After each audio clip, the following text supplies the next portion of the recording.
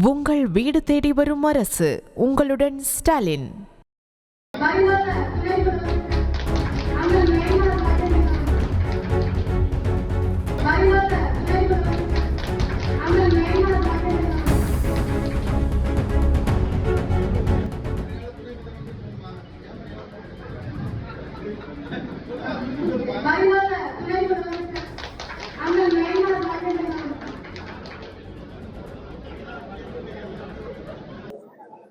வர இருக்கிற 27ஆம் தேதி பாரத பிரதமர் அவர்கள் கங்கை கொண்ட சோழபுரத்திற்கு வருகை தர இருக்கிறார்கள்.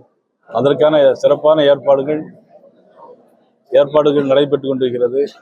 கோட்ட பொறுப்பாளர் கருப்பு முருகானந்த் அவர்கள் மற்றும் மாவட்ட தலைவர் பரமேஸ்வரி அவர்கள், முன்னாள் மாவட்டத்தில் ஐயப்பன் மற்றும் அண்ணன் சிவசுப்ரமணியன் அவர்கள், அண்ணன் ஏஜி சம்பத் அவர்கள் எல்லோரும் இந்த நிகழ்வில் நாங்கள் கலந்து கொண்டிருக்கின்றோம். அதற்கான ஏற்பாடுகளையும் அவர்கள் சிறப்பான முறையில் ஏற்பாடு செய்து கொண்டிருக்கிறார்கள்.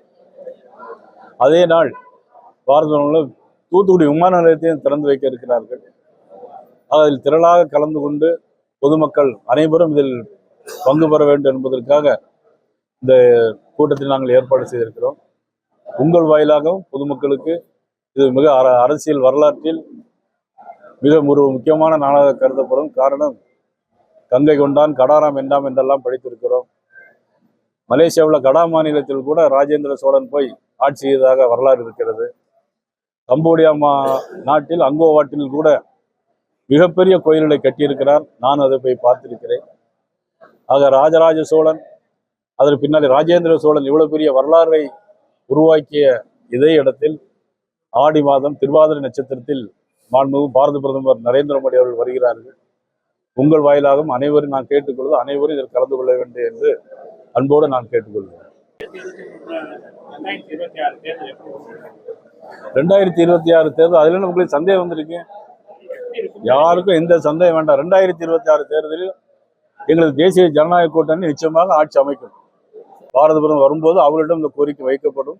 வெகு விரைவில் ரயில்வே மந்திரிடம் அதற்கு தகவல் தெரிவிக்கப்பட்டு அதற்கான ஏற்பாடுகள் நிச்சயமாக தொடங்கப்படும். காங்கிரஸ் கட்சியினர் அன்னைக்கு கருப்பு கொடி ஆர்ப்பாட்டம் பண்றதா சொல்லியிருக்காங்க. பிரதமர் வருகை முன்னிட்டு அரியலூர் மாவட்டத்தில் கருப்பு கொடி ஆர்ப்பாட்டம் சொல்லியிருக்காங்க. எனக்கு தெரிஞ்சு காங்கிரஸ் கட்சி எங்கேயாவது இருக்கா?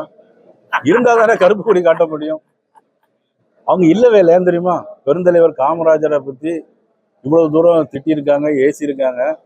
ஒருத்தர் கூட காங்கிரஸ் கட்சி யாராவது சொல்லியிருக்காங்களா? பேட்டி கண்டிருக்கீங்க? நீங்களும் யாராவது தேடி பாருங்க, காங்கிரஸ் கட்சிக்காரன் எங்க இருக்காங்களா தேடி பாருங்க.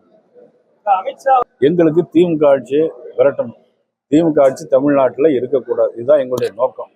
எங்களுக்கு அமித்ஷா அவர்களும் அண்ணன் எடப்பாடி அவர்களும் என்ன சொல்லுகிறாரோ அதுபடி நாங்கள் கேட்டுக்கொள்வோம். உங்கள் வீடு தேடி வரும் அரசு. உங்களுடன் ஸ்டாலின்.